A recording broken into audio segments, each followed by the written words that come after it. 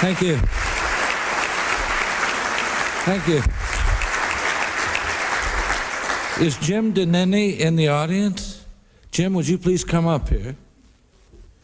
And Leon, would you get the hell out of that chair and let Jim sit there?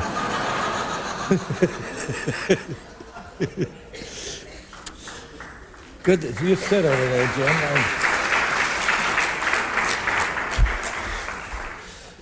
Yeah, Jim and I were both captured in the Battle of the Bulge, and we were both prisoners in Dresden. We were privates. Under the Genevan Convention, privates are required to work for their keep, and so we weren't kept in funny camps out in the countryside. We were slave laborers in Dresden. And there's a very convenient number. There were 100 of us. And the normal experience of prisoners of war in German hands was 3% died. And 3 of our guys died. So we were perfectly average. Jim, have you seen any of the other lectures? Because there's... yeah. Good. Yeah. No, but these 2 guys, did you hear Heller or what the other guys? No, I'm sorry.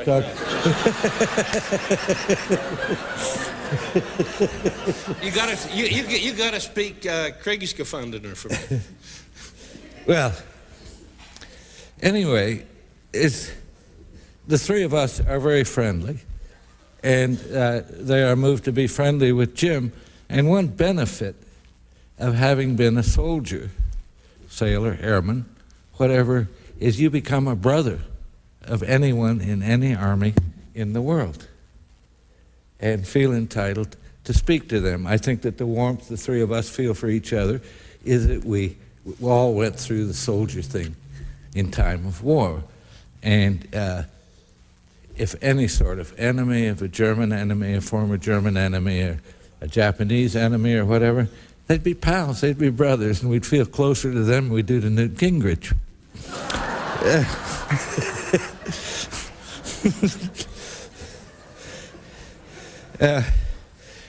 And Marvel is I guess you all know about our new ambassador to Vietnam.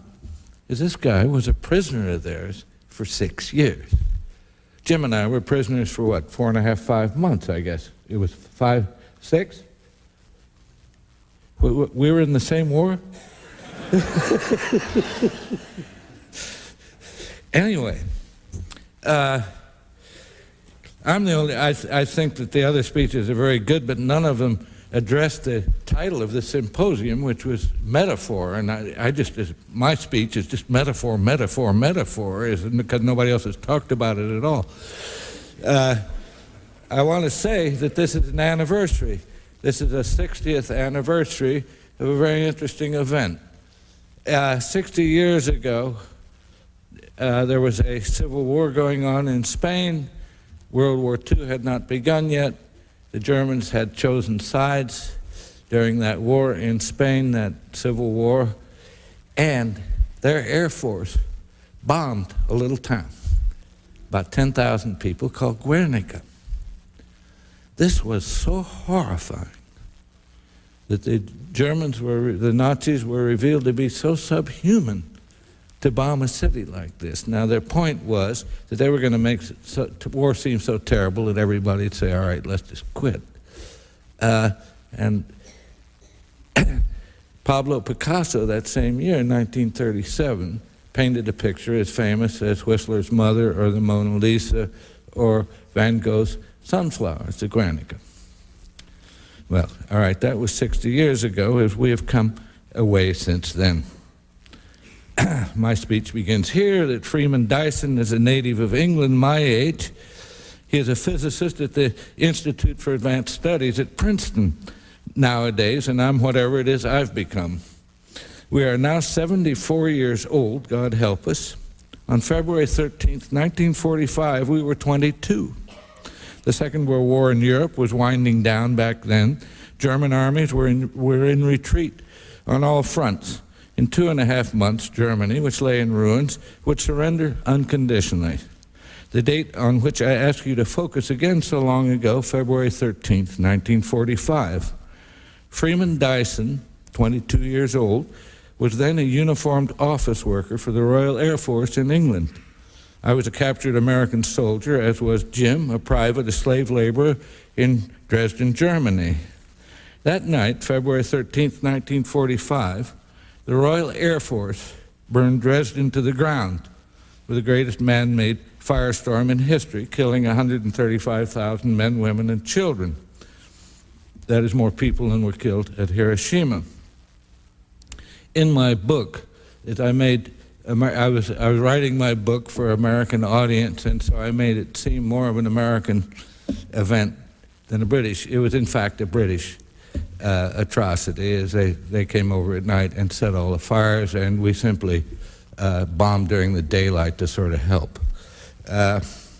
Many years later, I corresponded with Freeman Dyson. I'd reviewed his book, Disturbing the Universe, which I'd liked a lot. And he already knew that I had survived the Dresden firestorm because of my book, Slaughterhouse Five. And he told me of the minor clerical part which he had played in its planning and execution. Just an office worker, you know, keeping the planes in the air or whatever. I asked him if he had any idea why all those civilians had been killed and why such a beautiful city without war industries, without air raid shelters, and with the war almost over in any case, had been turned to ashes and stones. He said it was purely bureaucratic momentum. What are we going to do tonight? Now, the war, remember, had been going on for England for nearly 5 years, and huge organizations had come into being there, and here too, essentially corporations whose business day after day, month after month, was to wreak havoc on Germany and its allies. They were not meticulous. These bureaucrats were not meticulously supervised, could not have been meticulously supervised by the great leaders on our side, Winston Churchill, Franklin Delano Roosevelt, and Joseph Stalin, God help us. The effectiveness of such leaders in wars which cannot be finally settled for years and years depends on their delegation of most life and death decisions to well-chosen subordinates.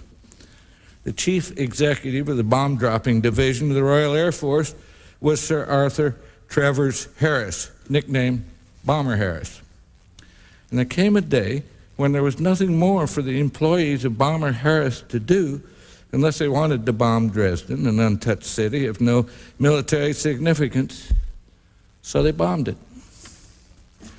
Now, I've said before that to every sort of audience in many parts of the world that the destruction of Dresden, as important in the history of music and architecture and art patronage as Vienna or Budapest or Prague, did not free a single death camp prisoner a microsecond earlier, didn't cause a single German soldier to stop fighting a microsecond earlier. I've gone further, declaring that only one human being on the whole face of the earth, think of this, benefited from the fire bombing of Dresden. I am that person. I got $5 for every person killed. Nobody else has come forward to claim any benefit at all. You didn't get anything out of it, did you, Jim? No. Those who argue with me when I say such things don't do so in military terms. They do so with a literary device, with a metaphor. They use one word or phrase as analogous to another one. The firebombing of Dresden, they say, one way or another, was a lesson for the Germans. We've all been to school. We all know what a lesson is. Now, I'm reminded of a man who was about to be electrocuted in the Cook County Jail in Chicago during the 1930s. They strapped him into the electric chair and asked him if he had anything to say, and he said, "Yes, this will certainly teach me a lesson."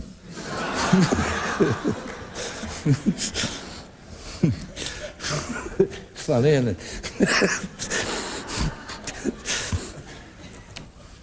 Our Air Force was involved incidentally, but in a supporting role, as I say, dropping high explosives during the daytime. It was the Brits in the nighttime who burned the city down. That they didn't teach me a lesson while they were at it is a miracle. They tried to teach Jim a lesson, too. If the raid had been as successful as they'd hoped it, we'd both be dead.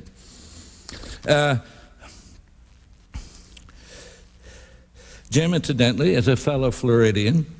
He lives in Crawfordsville. And Jim, you say amen ever so often, all right? When I tell war stories.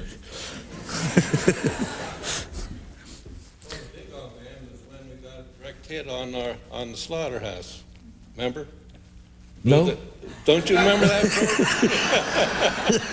You was out of it.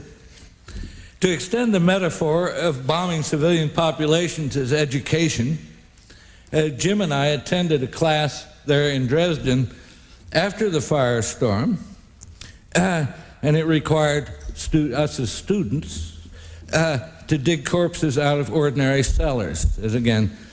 As I've said, there were no air raid shelters in Dresden. When we carried the remains of human beings suffocated, and then we carried the remains of human beings to cellars, to enormous funeral pyres in the middle of the city, and all these bodies had to be burned as soon as possible for aesthetic and also sanitary reasons. Now, some were bodies must have been bodies of captives like ourselves, and Poles or Yugoslavs, Brits, Australians or New Zealanders or whatever, and bodies of wounded German soldiers or refugees from the Eastern Front. The Germans had hoped, by keeping the city supposedly unworthy of attack, to have a haven for their refugees and their wounded and sick. When Jim and I were dealing so intimately with corpses in the ruins of Dresden, it would have been hard for us to think, let alone to say, as though we had only read of the firestorm in a newspaper back home. We didn't feel or think in dealing with these corpses. I hope you've learned your lesson, you dirty rats. It serves you right. Now, when we got back to the United States, I asked another war buddy, now dead, Private Bernard V. O'Hare, what he learned, if anything. He said he learned not to believe everything his government said anymore. Here was a lie we had been told. Our enemies bombed civilian populations, whereas our side did not. Our side had bomb sites which were incredibly accurate, so we destroyed only military targets as much as possible, leaving their surroundings unharmed. We saw for ourselves it simply wasn't true. The planes were coming over and letting go of their loads on cities in general. The aiming point in Dresden, I think, was the soccer stadium. When you saw the soccer stadium, you let go of the bombs. Well, that was supposedly a big difference between us and our inhuman enemies. At the beginning of World War II and before our country got into it, and when I hadn't even graduated from high school yet, the Germans bombed civilian populations in Spain and then in Holland and then in England, simply to be terrifying, to demoralize those who opposed them. Our side, basically the democratic societies of the United States and England and the British Commonwealth, would never behave that heartlessly.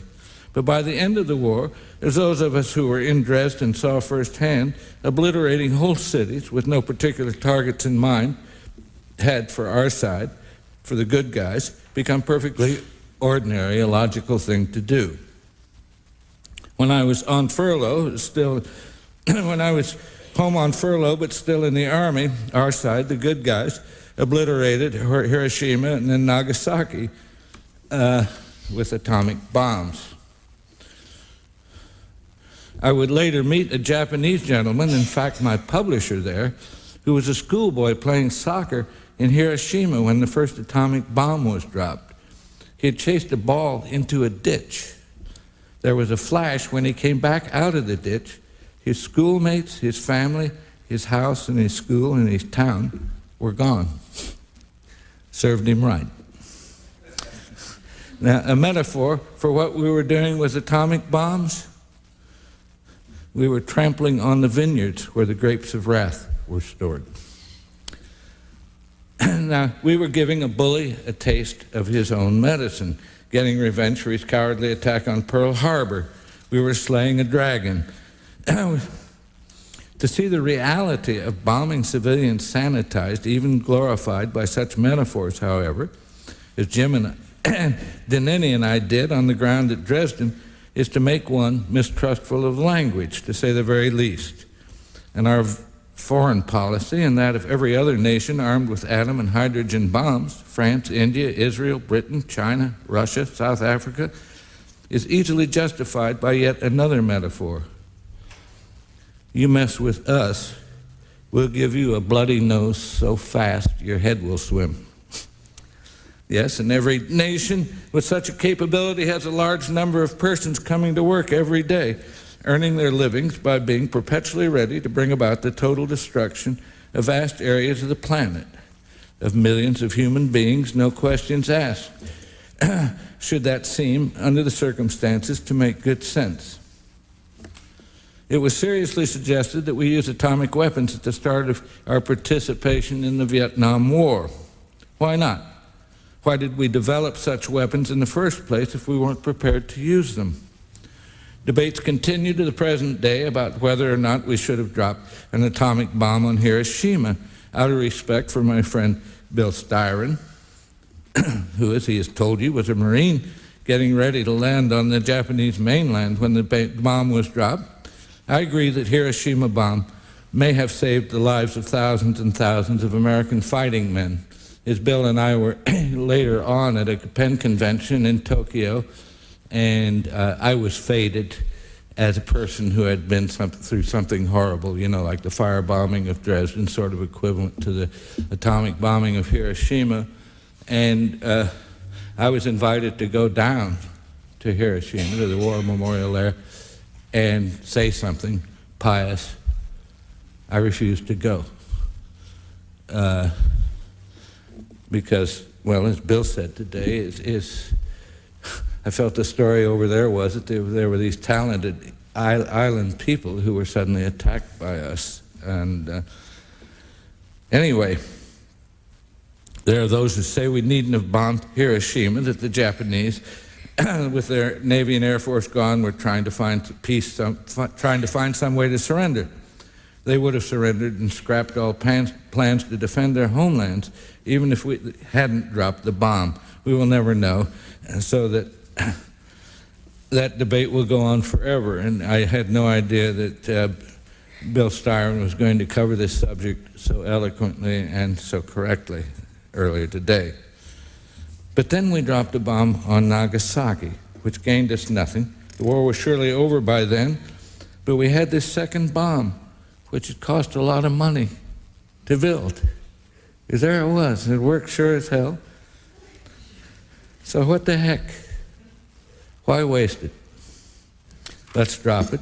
So they did. And there you have bureaucratic momentum as an engine of war again.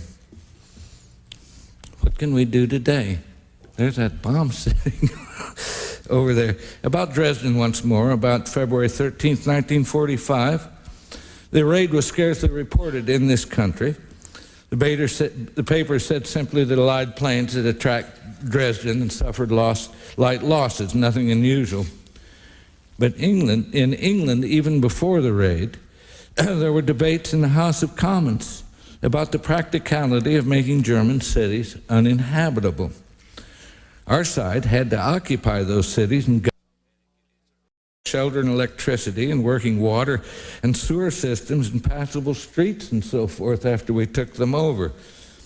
There were many people in England, moreover, who had traveled or worked all over Europe in peacetime and had come to love old cities as art treasures, as marvels of human history, which belonged to everybody, no matter what their political situation at any given moment. Few Americans in those days had any reason to feel that way. Not many of us had had good times or interesting times in Europe, the museums, the cathedrals, the restaurants, the romantic bridges, the grand hotels. English persons were also Europeans, and so are likely to feel their world diminished by the loss of any beautiful city or town on the mainland. Now, There was a Dresden, incidentally, long before there was such a nation as Germany, just as there was a Venice long before there was such a nation as Italy. And Italy, lest it be forgotten, was among our enemies during World War II. Think of what a few bombs might have done to Venice. Would have served them right, and they asked for it. So did Florence and Rome.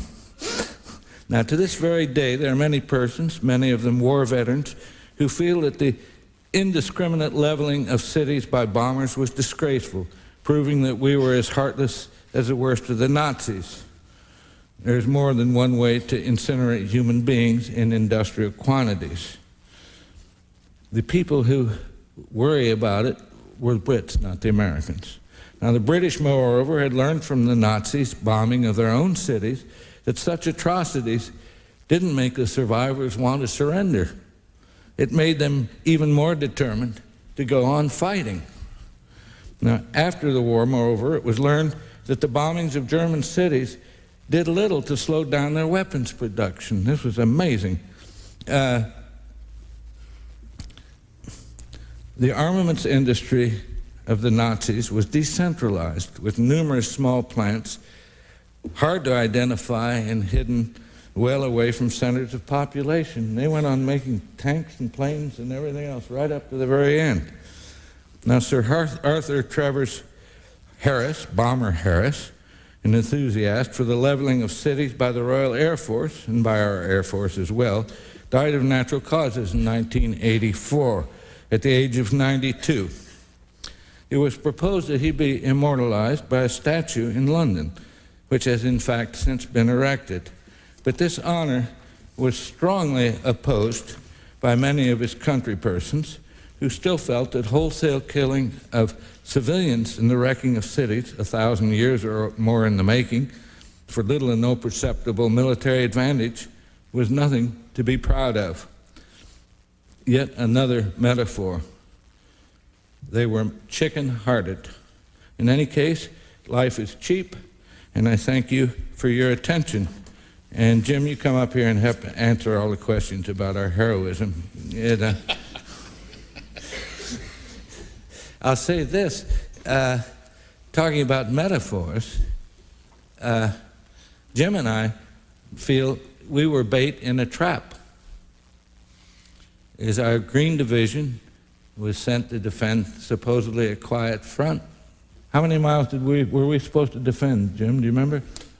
I don't 75 miles. Something, yeah. 15,000 men, never been in battle before, sent to defend 75,000 miles. We didn't have proper winter gear. We had practically no ammunition. What was your specialty, Jim? I was ammunition handler. Yeah, well, you'd know if we had any, wouldn't you? Well, I remember the last 3 boxes, and a big old line sergeant come with tears in his eyes asking for ammunition, and these 3 boxes was for another outfit that was right beside him that needed the ammunition also. So at that moment, the only ammunition we had was what we was come over from Camp Atterbury with. Everything else, there was no other ammunition. Yeah, and so the Germans, of course, attacked us with of tanks and everything else. I didn't see a single American tank or airplane. I saw one American tank track. That's where we was in our tents, sleeping in the snow there, and it come up to our tent. The tracks did, and then backed away. But anyway, we were very lightly armed, very lightly equipped. The Germans had white capes. We were fighting in the snow, or being killed in the snow, or being chased in the snow. And the Germans had white capes, and the American uniforms, as you know, are the color of dog shit. And you know how easily that shows up on the snow.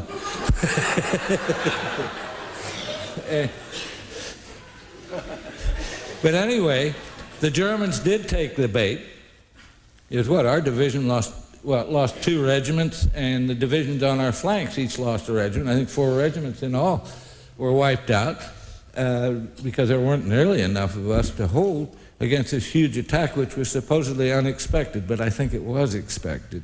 And it was the last big thrust of the Germans, and they kept on going, and then were finally cut off, as all the guys who broke through us were finally killed or captured because they kept on going and should have stopped. Anyway, my sort of writing my sort of novels have been generally different from Mr. Styron's and Mr. Heller's in that they've been more journalistic. I've reported. I started out to be a reporter. I thought that's what I was going to be as a journalist, and so I was going to be a writer of some kind. And so when I wrote about Dresden, I was reporting something I had seen. My first novel was Player Pianos. I saw the first experiments with automation at General Electric in Schenectady, where I was a public relations guy. And so I wrote, and essentially in novel form, reported on the implications of having machines better employees than human beings, and so forth. I nonetheless respect what they do too. Thank you.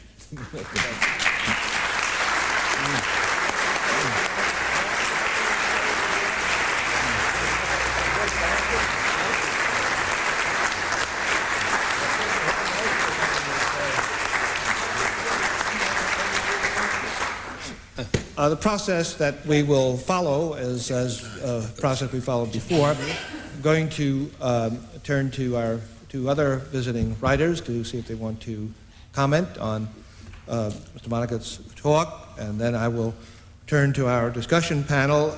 Your programs contain brief biographical sketches of them. Martin Roda, Janet Burway, Major Gregory Moore, Audrey Wilson, Kevin Herbert, and Helen Wallace to my left here. And then we will turn to the audience and have some time for questions from the audience. I will first turn to Mr. Styron and Mr. Heller to see if they want to respond at all to Mr. Vonnegut. It was a very impressive talk, despite your disclaimers. I thought it was extremely well done. And it left me with a lot of residual thought about something that we touched upon this morning, which is the where does responsibility begin in the molestation and ultimately the destruction of civilians. At risk of repeating something I said this morning, I suppose it won't matter, will it, if I mention the fact that Kurt Vonnegut was talking about this unbelievable atrocity of the destruction of Dresden, unprecedented in modern times. Joe Heller pointed out that the killing of privately, that the killing of civilians is an ancient habit, that the Bible is filled with episodes of the destruction of civilians, as is a lot of the literature of antiquity, but that in modern times, up until World War II, civilians were off limits. You can comb the literature of the Civil War, that most horrible of wars, and you will find virtually no descriptions of any real harm to civilians. Isolated cases, to be sure, and occasionally a situation in which maybe a single civilian was mistreated badly, but that the idea of civilians being harmed was almost sacrosanct. The Franco-Prussian War, it was a similar event. That was, next to the Civil War, was the largest 19th century conflagration. And you find that civilians are off limits. You then proceed to World War I, where the same situation applied. There were random stories of the Germans famously butchering Belgian children. This turned out to be a fantasy. It was not true. It was propaganda on the part of the Allies. Civilians, once again, were off limits. The critical moment came when Kurt mentioned Guernica. And this is an interesting proposition, the idea that the first recorded moment in strictly modern history of the harming of civilians was at Guernica. And then after that comes this extraordinary acceleration of the slaughter of civilians. After Guernica comes the firebombings of London, Manchester, Coventry, and our retaliation in kind in Dresden, and then of course the extraordinary firebombings of the Japanese mainland, Nagoya, Kobe, Tokyo, where hundreds of thousands were destroyed, and culminating, of course, in the most famous of all destruction of innocent people, being Hiroshima and Nagasaki. I'm merely bringing this up as food for thought, because I think it is a fascinating component of our modern history that whereas soldiers and sailors were often at each other's throats, ever since the Middle Ages, people who we have come to call civilians have not been objects of firepower and destruction. And I'd like to, I'm bringing this up because I think that possibly it might be a food for thought in a few minutes when we throw open the conversation to a general overview. Mr. Heller, do you want to? One of the appalling elements in Mr. Vonnegut's speech was that no consideration was given to the possibility that American prisoners of war were in the city at that time, but I think I may be mistaken. More probably the question was raised, and the answer was, so what? And they went ahead with the mission. There was, along with displaying a Red Cross on top of a hospital so that wouldn't be bombed, prisoner of war encampments were supposed to be marked with orange and black stripes. Nobody did it, because they did mark the hospitals, but they never marked that. And Jim and I have been attacked by every Air Force but the German.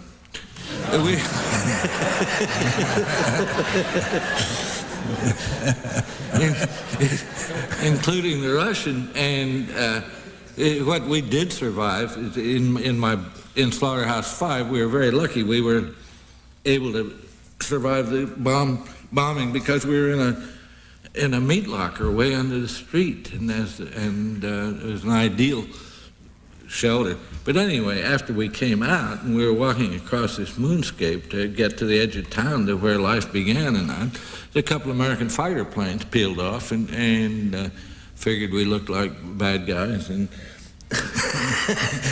had fired at us. And then when the war was over, and it was a long time before we get back to our own lines, we were in the Russian zone. We were wandering around, and Russian planes would peel off and open up on us, and flying P-39s, whose engines are made in my hometown of Indianapolis. It was very painful.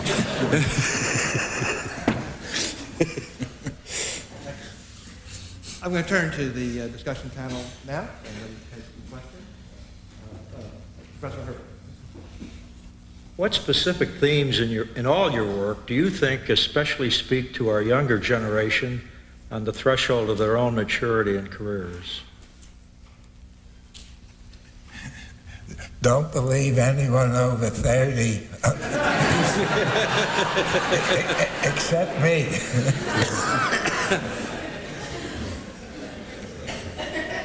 Do you, Vonnegut, do you want to respond to that? Well, I think the message of any strong book, good book, to a reader is you are not alone. Other people feel as you do. And there are a lot of lonely people out there who are not nourished by popular entertainment or even maybe by the advice of their stupid parents or whatever. And so I hope good books let young people figure things out for themselves and to know, hey, I got a friend somewhere else. Please, Dr. Wilson. In England at the time, there was little in the papers, but many rumours. And one we wanted very much to believe, and which I heard repeated by a German professor who was at FSU when I came, who was a teenager at the time on a train outside Dresden. This rumour was that the Britons and the Americans didn't want to bomb Dresden, but it was Stalin's price for a peace fire in revenge for Stalingrad. I heard this in England. I heard this from a German. Do you know? Have you heard about that? I didn't know Stalin, so I'm able to testify. I have no idea. That would be a very high-level conversation. I don't know. I know. I think there must have been a lot of spin stories put out about why this happened. And again, I think it was a bureaucracy saying, what are we going to do today? I think Churchill himself must have been dismayed as a world historian and appreciator of European culture in general. Must have been very saddened to have the RAF burn down this wedding cake city, which in fact belongs to all of us. We had understood that Heidelberg and Dresden were like Oxford and Cambridge, that they wouldn't be bombed. Yeah, goodness, I have no idea. But what Freeman Dyson said, you know, you clerk there in the office is where they were ordering the amount of fuel and doing whatever it is you get the bombers in the air. He said it was simply coming to work. What are we going to do today? You know, I'd like to add a footnote about this horrible destruction of these glorious European cities.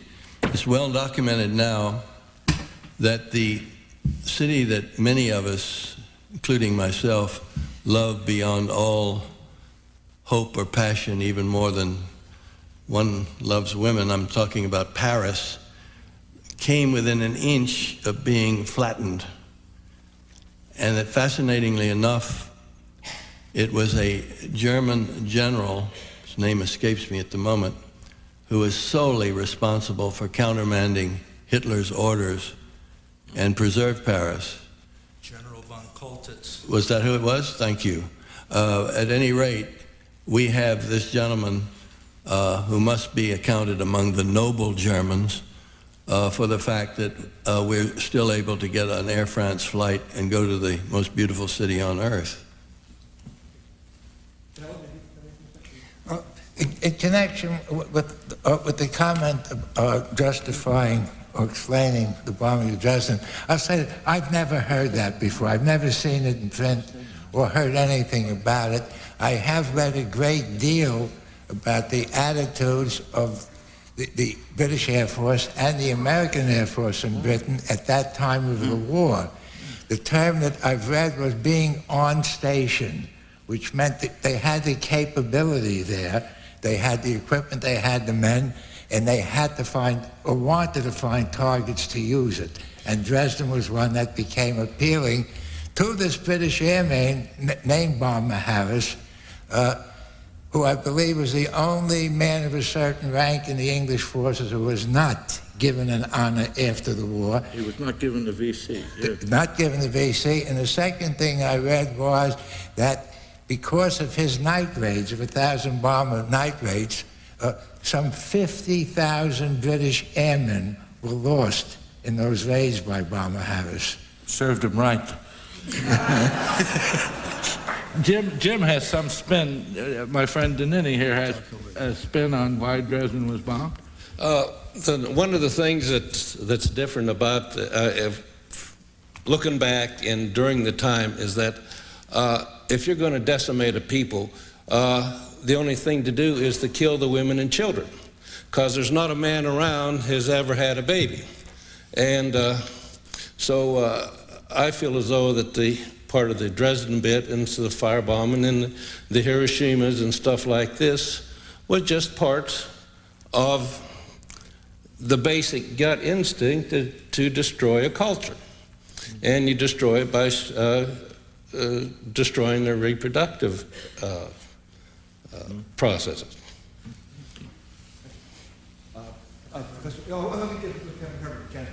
Just a note that you should all be aware of. In the Pacific Campaign, Kyoto, the most important cultural monument in the whole of the Japanese mainland, was stricken from the list at the insistence of Ambassador Grew and others in the Chief of Staff's office. That city was never bombed. Professor Rogan. Well, I think there are two things. The kind of momentum, the necessity to do the job is still going on. I'm thinking particularly of the cloning controversy. I kind of agree with Senator Harkin. There are laboratories all over the world who are working on it, and I expect that we will be cloning human beings, probably wealthy human beings, within our lifetime, because it can be done and because it's my job to do it. That's where my grant money comes from. On the other hand, we suffer also from bureaucratic inertia. We allowed Srebrenica to happen. We allowed the decimation of the civilian population in Bosnia-Herzegovina because we didn't want to do anything. We had the force, we didn't have the will. Possibly because we're afraid to use the force that we have, because we know what happened when it is carried to an extreme as it was in Dresden. Certainly, those of us who went up to relieve the Bulge in the snow and the cold were awfully happy to see airplanes bombing the other side, and we wouldn't have cared if they were bombing a civilian city. I remember after the war visiting Chemnitz, which was in the Russian zone. 7 blocks square in the center of Chemnitz had been reduced to rubble. The Russians had put up a large sign in German, of course, quoting Adolf Hitler, saying, "Give me 10 years and you will not recognize Germany," in front of that patch of rubble. I kind of agreed with them. I was happy to be out alive. I wonder if I could follow up on your question with Mr. Vonnegut. There's some parallel to the feelings that Kevin Herbert and William Styron had with the dropping of the atomic bomb. If you understand Professor Roeder's feeling about the bombing of Dresden, that it had the same positive impact on him as it had on... All I said as a reporter is what it looked like on the ground. Yes. Is I didn't say it shouldn't have happened, and I didn't say it should have happened. I'm just saying what it looked like on the ground. Major, you want to do? Mr. Vonnegut, first I wish I could report, as my colleague from the Air Force Academy did, about Catch-22, that Slaughterhouse Five was required reading at West Point in 1970. It wasn't. We had our own literary firestorm. Captain Josiah Bunting had just published Lionheads. And it was a little bit controversial and at a place of 190 years of tradition, unhampered sometimes by progress. It's hard to open the mind to contrary thoughts. I teach seniors here at Florida State University in the Army ROTC program, and much to my chagrin, I would say, I'm given one block of 75 minutes that I am to teach a lesson in the just war tradition. And anyone who has read your book and thought about war knows that that sometimes doesn't ring true. 1,500 years of philosophers from St. Augustine and St. Thomas to the present have had a hard time trying to put something in writing. But my job is faced with trying to prepare young men and women to serve in a profession which is sometimes euphemistically called the controlled use of violence. For someone like yourself, who has written and experienced Dresden, is it possible, do you think it's possible for a person who is educated and has an understanding of or thought about morality to embrace the concept of a just war? Or is the ability to do that going to lead inevitably to a Dresden or Hiroshima or a Mine? No, I think we fought in a just war, and we're a rotten, spoiled generation. It's the class of 1922, 23, 24, because there have been practically no just wars in history. And I think it's so tragic that so many of our young people were made to go fight in Vietnam when even the people running it knew that it made no sense. No, we're rotten spoiled. I wouldn't have missed World War II for anything. It was a great adventure. And people ask if I was deeply wounded by this experience. No, my character was formed by the dogs in my neighborhood in Indianapolis when I was 12 years old. Some of them were scary, some of them were friendly, and so forth. Dresden was just a great adventure for me. And one time, when I was teaching, and a girl said, "You know, I've never seen a dead person." And I said, "Be patient."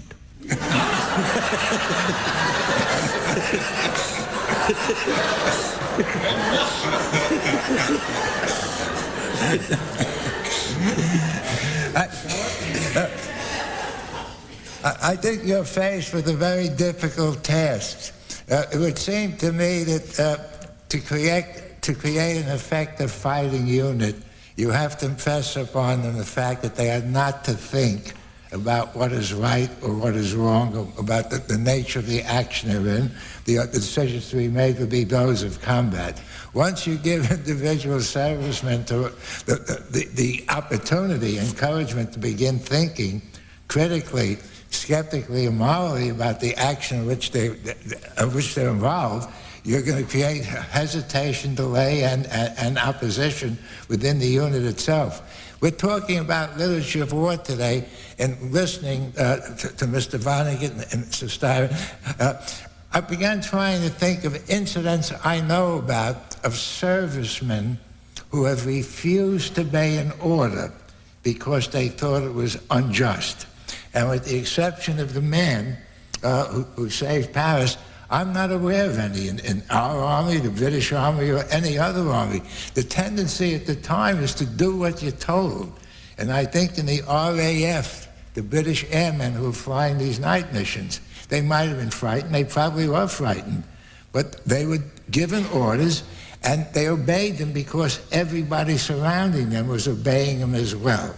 There is a human tendency to conform, even in our dissenting ideologies. We're seldom alone. If I was opposed to the Vietnam War, I was surrounded by people who were opposed to it. It was not that I was living in a military city in the Midwest or the South and standing out, although there were people who were doing it. We do tend to obey. And in the military, I think it becomes essential. You can't give every serviceman the right to say, why are we doing this? And I was only going to add the footnote that I would agree with Joe Heller that it's a rare event indeed when a military person refuses to obey an order. The only one I can think of, I wrote a review of a book quite a few years ago, a book about the My Lai massacre, and the trial. It was called The Trial of Lieutenant Calley by a writer named Richard Hammer. And in the detritus and the accumulated detail of that hideous massacre, where a horrid little second lieutenant with a machine gun, and his friends massacred hundreds of innocent villagers in Vietnam. There stands out one lone private who simply said, "I'm not going to do this." And it's an interesting thing because he's forgotten. But his testimony was very wrenching because in the midst of all of this, one of the sergeants who had been caught up in this lunacy, this incredible bloodlust, told him to shoot a couple of children. And he in his testimony said, "I ain't going to do it," and sat down and threw his rifle into a ditch and stoically sat there while the horror unfolded around him. And he's the only hero of his kind that I know from the Vietnam War.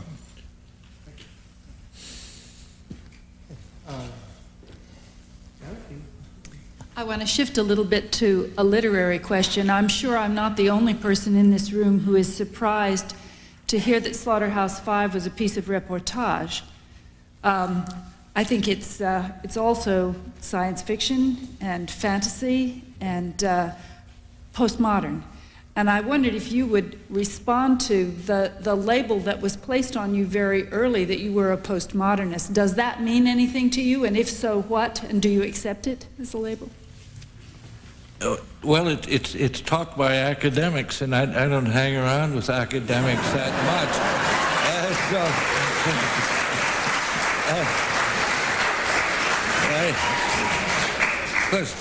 It's like the Molière character, right? Who was told he was writing prose, and he was just thrilled.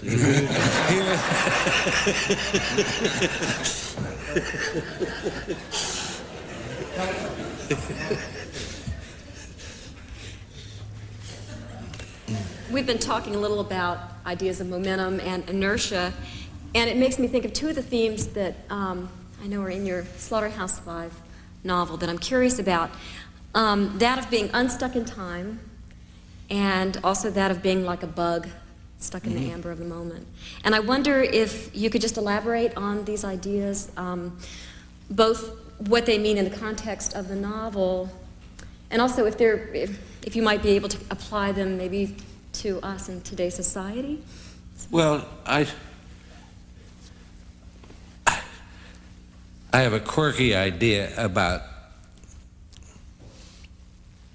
our perception of the world, and I mean that's just because I've got a screw loose. But I think what we are misunderstanding is time. Is in every equation we treat time as a constant, and I don't think it is. As I think time remains utterly mysterious, and but you take a risk if you don't write sequentially. You don't do it either. You don't follow one incident after another necessarily. And but my books are taught in high school sometimes, Slaughterhouse Five, and kids are having trouble reading. You know, it's hard enough. It's just deciphering it, and then the fact that the events aren't following one after another sequentially is just too damn much. And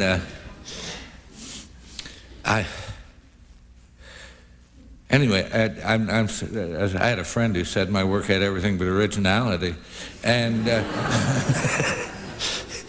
think it's true of anybody because the libraries are pretty full these days.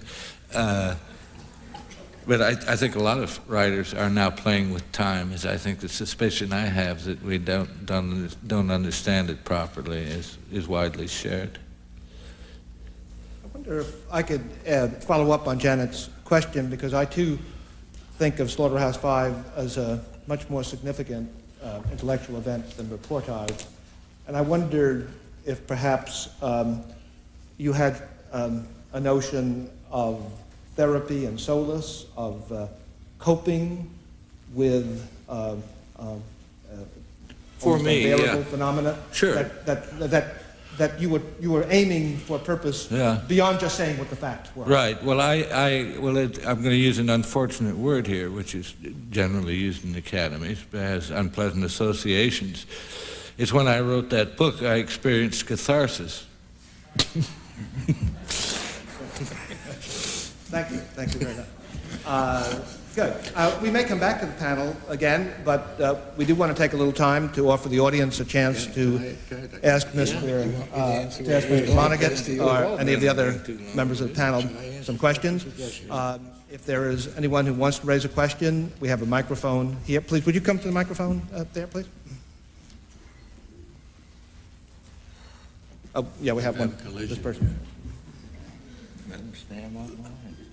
I wondered if the three authors could share with us any recent books you've read that you thought were great. They don't have to be new books, but what you've read recently, novels that you really enjoyed. What was the question? What books have you Any one read of that you you might have enjoyed recently? Any works that you think are great? Candide by Voltaire, and it's also very short. It won't take you very long. Slaughterhouse Five by Mr Vonnegut. It isn't long enough. Mr. Tyler, do you have a list? I'm drawing a blank. I just, this is one of those questions that stumps me utterly. I'm just always. 5 minutes from now, I'll give you 5, but at the moment, I can't do it. So. Would you, if I can report on a conversation we had last night, what about Moby Dick? Would you? Well, Moby Dick's a terrific book, but I haven't read it in a number of years. I mean, Look, there is a terrific bestseller of recent times, which I liked a hell of a lot anyway, which was At Midnight in the Garden of Good and Evil. I enjoyed that so much. That's not a novel. That's not a novel? No. You're all right.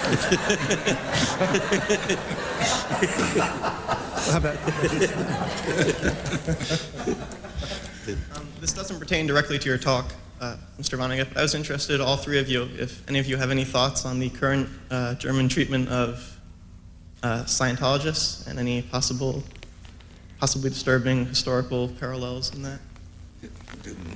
What about Scientology? that misses my... Well, we're not movie stars, and so we haven't gotten mixed up with Scientology, and we've done anything about it.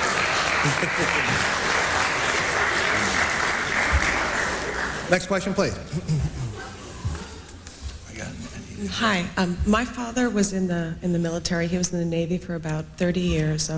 He was in World War II, and he proceeded to go up through the ranks and performed a lot of different tasks, but he was in a think tank while he was in the military called the Hudson Institute, and he was part of a group that decided whether or not we were going to go into Vietnam.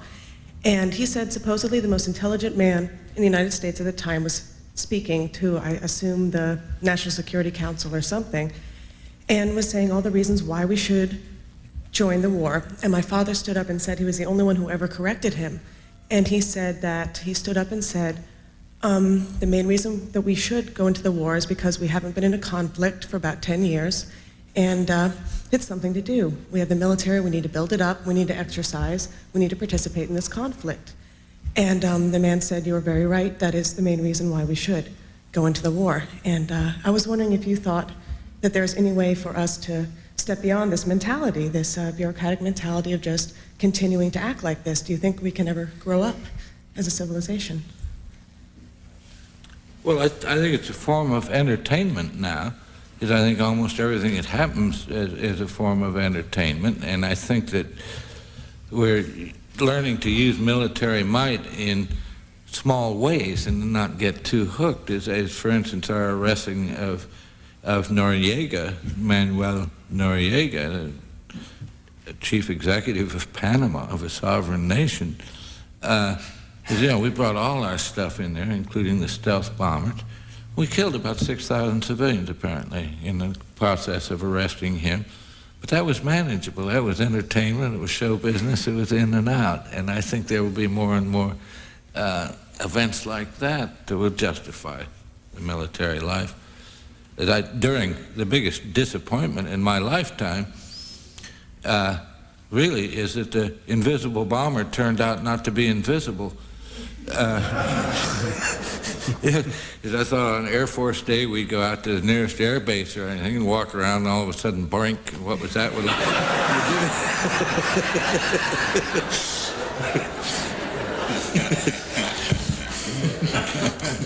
Next question, please.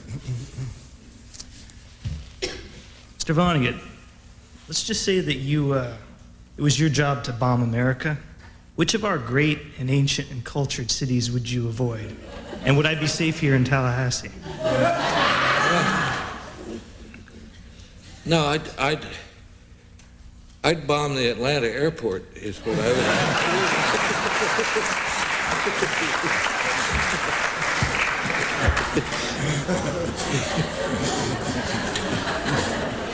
Next question. Mr. Vonnegut, one metaphor that's not directly related to war, yet something that Mr. Heller discussed that's present in your fiction, specifically in your first novel, is that of computers dehumanizing humanity, to paraphrase Nietzsche. I wonder if you could speak a bit to that. There seems to be a connection between computers and warfare. Well, of course, when I was working for General Electric years ago, they were trying to, at the request of the Pentagon, they were trying to develop fully automatic schemes involving as few human beings as possible for knocking the hell out of the enemy. Yeah, as I think,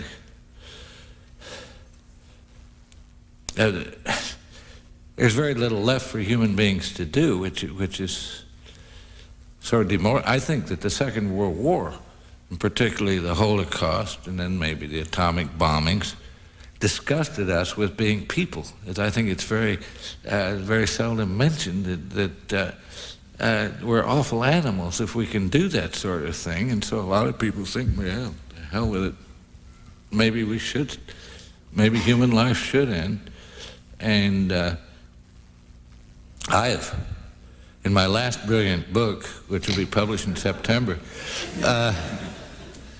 I say that the reason only a few people show up at anti-nuke rallies and at Greenpeace rallies and at peace rallies, if there's any problem, is people don't give a damn if life goes on or not. They hate it. That they're embarrassed, they're too fat, their anchors are too thick, they can't dance, they're not good lovers, they don't make enough money, they're too short, they just don't feel good. So I think the secret is that people really don't like life very much. And Dr. Strangelove is the end of it. Remember, is finally a doomsday advice goes off at the end. And there are these beautiful white clouds coming up. And it's Glenn Miller Band playing We'll Meet Again, don't know where, don't know when. I think that's what everybody liked about the movie, is we're all going to leave.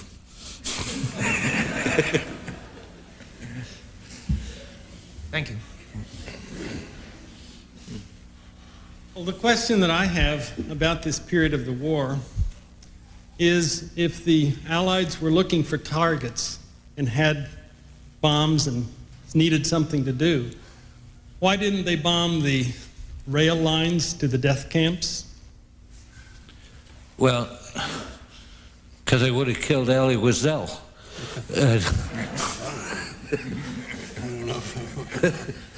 No, you see,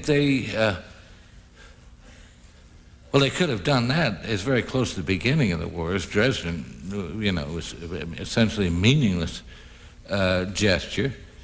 I think probably about that time is Auschwitz itself. Yeah. It was under attack and was probably being evacuated. Also, there was an extreme difficulty. When I was writing Sophie's Choice, I did some research on that, and on the surface it appeared very easy to have been able to do that, but in actual fact, the rail lines heading into the camp were situated such that it could have easily caused a terrible damage to an injury to the inmates, to the people who were already victimized. And as a matter of fact, there are documents from the Pentagon that were made public quite some time ago, showing that this was considered as an option, but the reason against it was, just as I said, that it was not feasible because they were worried it would cause more injury to the people who were in Auschwitz than would justify any such bombing. Question, please. Yeah, I feel a little like a supplicant kneeling in the hallway here. But if I ever had a chance to actually see Kurt Vonnegut and ask him one question, I thought it would be the second dumbest one here today. And that is, are you the reincarnation of Mark Twain? And if not, how come? No, this is my father's mustache.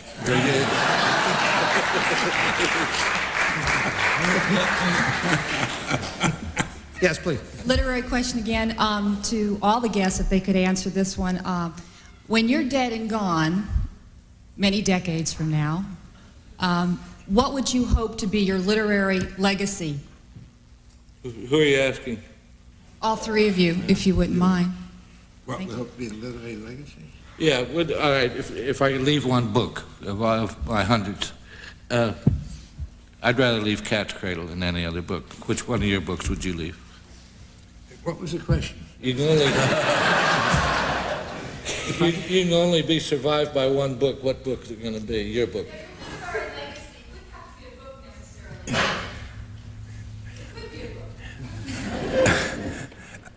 I don't think in those terms. When life ends for me, it ends, and I don't much care about my reputation after it's gone. Mr. Tyler, do you want to? I feel very much the same way. I don't think it's an answerable question. Writing for me has been such a difficult process over the years I've been working that I'm very pleased to have, exhaustedly and relievedly pleased to have produced what I have produced. And each of my works has, I can see in retrospect, terrible flaws and considerable virtues. And I would not assign any particular scale of values to any particular one. I just think that I would hope that the virtues outweigh the flaws, and that they're all read sometime after I go to the great writers' colony in the sky. I'd like to touch on an aspect of Bill's remark, and that is something most people don't realize. Writing novels is not easy. It's very hard work. It grows harder the older you get, and unlike other professions, it does not grow easier with experience. I'll buy that. Question, please. One thing to say about our profession now is James McNeill Whistler, the American painter who worked mostly in England, said one time, if you want to see envy, go among the painters. This is not true of novelists, by and large. Just as soldiers feel brothers to all other soldiers, I think writers feel a close relative of anybody who's completed a book, even whether it's been published or not. Yeah. Yeah. Please. All three guests wrote in the aftermath of a just war, World War II. How do you feel, this is for all three of you guys, how do you feel contemporary authors, such as like Tim O'Brien, you touched on, Mr. Styron, on the trial of Lieutenant Calley, which Mr. O'Brien touched on in his novel In the Lake of the Woods. How do you feel contemporary authors have handled reality and metaphor in the aftermath of an unjust war, Vietnam? Thank you. Well, I think you spoke of Tim O'Brien. I think in my limited view, I don't have an overview of all the literature that has come out of the Vietnam War. I think Tim O'Brien is probably the outstanding novelist to have come out of that war. His hatred and loathing of the war is so complete. He's very eloquent in making that hatred and loathing manifest on the page. I would say, however, that there are two books so far. I don't know if there will be any others because time is running out. I wouldn't foreclose the time yet, but the Vietnam veterans are getting older, and I don't see any new Vietnam literature on the horizon. But I would say that barring some masterpiece, that the Vietnam War was best expressed by two works of nonfiction. One called A Rumor of War by Philip Caputo, which is a brilliant personal account of his own participation in the war, harrowing account of all the various things he had to do, including committing some atrocities. And the other one is a marvelous book called Dispatches by Michael Herr, H-E-R-R, which is brilliant. The movie Full Metal Jacket was partially based on that work, and I highly recommend both books to anyone who really wants to know the nitty-gritty and the ugly underside of the Vietnam War. Yes, please. Thank you. This is for Mr. Vonnegut. In your book, Slaughterhouse Five, you use the saying, "So it goes," over and over. Is this your view on life? Well, it's best if you don't go all to pieces every time something bad happens. And so, yeah, it was dismissed. The way George Roy Hill handled this in the movie, incidentally, is very interesting. It's when they decided to make a movie out of it. They thought maybe some voiceover, God or somebody was going to say, "So it goes," or maybe some character would say it. And then the way they did it is as soon as somebody died, just horribly often, cut to another scene, utterly unrelated. There was never any time to mourn the death of anybody, which is in fact the case in wartime. Yes, please, your question? This is for Mr. Vonnegut.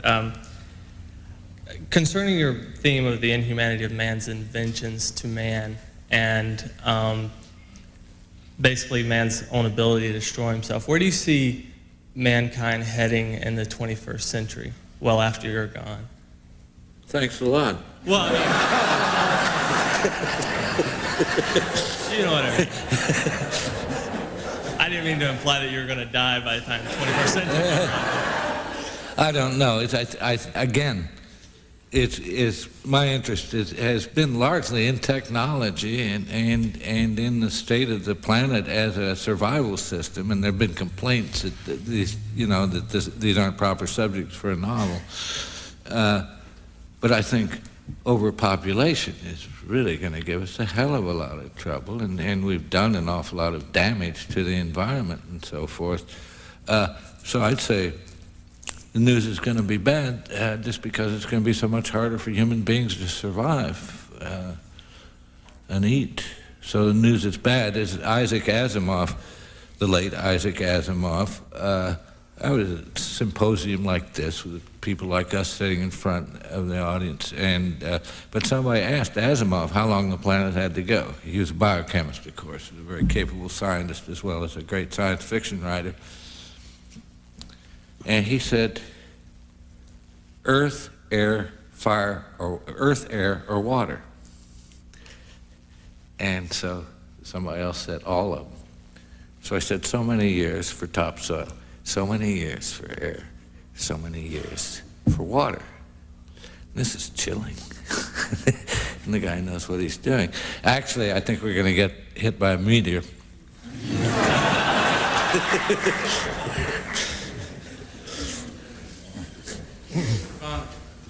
I've read probably just about everything you've ever published, but the one story that stuck in my mind over the years the most, and I can't remember the title of it, was a short story in your collection of short stories called Welcome to the Monkey House.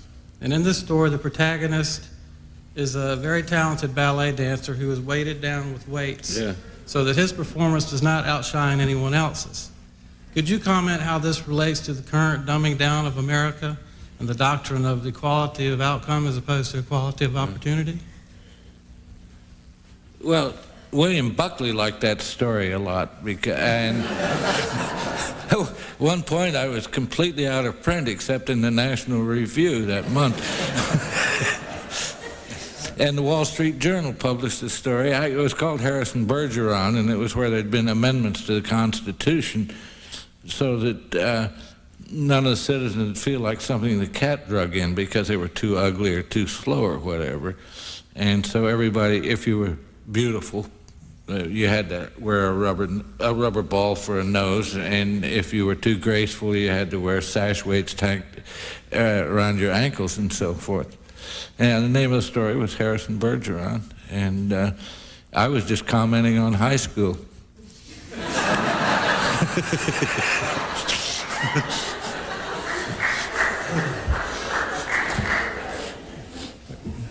Yes, I'd like to address this question to the whole panel there. Carrying on with this theme of the kind of inexorable movement of the war of bureaucracy, what were some of y'all's thoughts when the Persian Gulf War was coming to a head there? I think, once again, that was a war that was declared a just war, at least by Billy Graham. I don't know if the Pope declared it. But it was a real feel-good war for the country as a whole. But I was wondering what y'all's thoughts were. What do you think of Desert Storm?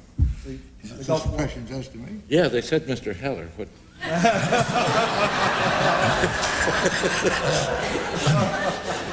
I felt about that war the same way, or in more intense form than I felt about our previous wars, Vietnam and Korean War. My aversion to it was based largely on my inability to be convinced by national spokesmen that there was any reason to go to that war, any convincing reason. I found every explanation unbelievable and incredible, and consequently, since I thought they were lying or they did not know what they were talking about, I could see no justice for that action taking place. One of the remarks I did make at the time was that George Bush doesn't know why we're going to war, and I didn't know. If he knew, he would tell us. Yes, I agree with you. Did you want to comment? Well, it's just war as entertainment again, and to draw attention to George Bush and to our Army and Navy and Air Force. But again, it was manageable. We weren't going to get into really bad trouble again. And another appalling thing about it was that it was another undeclared war. He was determined to go to war without seeking the approval of Congress or Senate, so a declaration of war became superfluous. Your question, please? Okay, Kurt Vonnegut, please. If you were Howard S. Campbell, would you rather be with Resi Noth or Helga Noth for the rest of your life? That's a very friendly question. I think most people don't know what it's about. It's about my novel, Mother Night, which has been made into a movie played by Nick Nolte and Alan Arkin and John Goodman. Anyway, I don't know. Who would I rather be? I don't know, but thank you.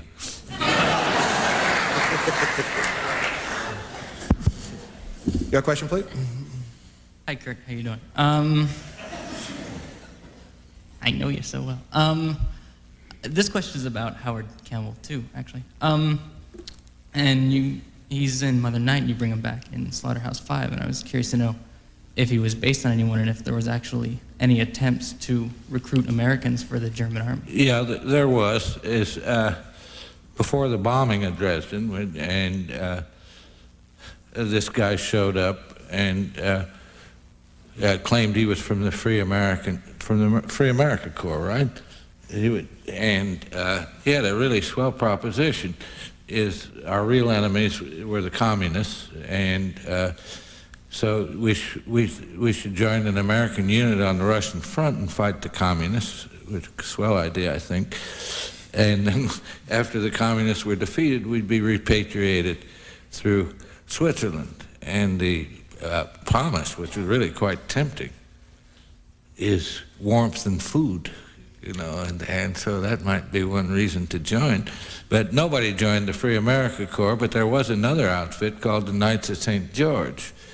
And of course you realize the Brits had been in prison for years often, caught early on during the Battle of France, and they were sort of nutty, and some guys did join the Knights of St. George, I understand. And the French, of course, had a whole regiment, I think, on the Russian front. No, but nobody joined the Free America Corps, but there was such a thing. You gentlemen all took part in what you call a just war. I'm wondering if you think that in the future, there might be a just war, and if so, do you think it will be fought in the name of a multinational corporation or religion or some charismatic individual like yourselves, or just whom? You guess. I don't know. My personal reaction to World War II as a just war is based on the fact that we were not actively involved in it until we were attacked at Pearl Harbor.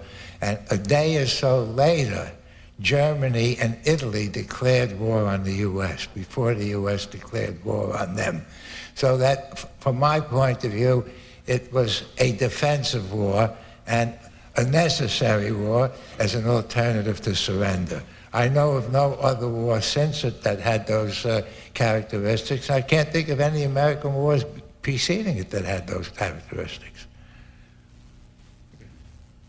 Yes, please, your question. You mentioned earlier in the earlier speech today that Jefferson and the Founding Fathers relied on us to be good citizens and decent. What do you think caused this decline in decency, and also what happened in the world that enabled us to be capable of such grand-scale inhumanity as in World War II? Well, I think they had a manageable little society there and of their own kind, and so you could expect decency. I don't know what the whole population of the United States was then, but not very many people, and with very similar views. And I mean, it's ridiculous to try to belong to something as big as the United States, for God's sake. It can't be done. Everybody and everything is here. One thing, the United States is so big that we can have wars going on someplace, like Los Angeles. We don't even have to acknowledge it. But it's Jefferson and Madison and Washington and Benjamin Franklin belonged to a folk society, and no such things exist anymore.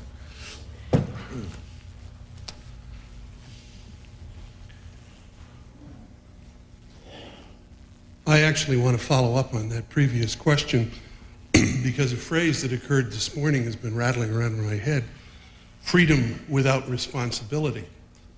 It seems to me that you have been documenting, especially in World War II, just war or not, that technology gave us the freedom to do whatever we wanted. Germany, Japanese, us, and we did it. And that has created a society of victims. And victims don't have any morality. Do you have any comment about that? Yeah, well, I think war has always been bad for us, and I think it all dehumanizes us even without new technologies. But what is really on my mind is new technologies all the time and what they're doing. And what I say about the computer age is they're just trying to knock everybody down to minimum wage. They wouldn't be investing all their money in these damn things. And of course, everybody has to buy a computer now the way they all had to buy a TV set. And it's like inviting you to dig your own graves, And I've said, too, that it used to be that a man or a person who got into some sort of trouble and lost a job, we used to say he had his head handed to him on a platter. Well, now people are getting their heads handed to them with tweezers, microchips. Our panelists are going to be going to a press conference, so I think They've labored long and hard and well for us, and so I want to terminate our session now and thank them for their participation.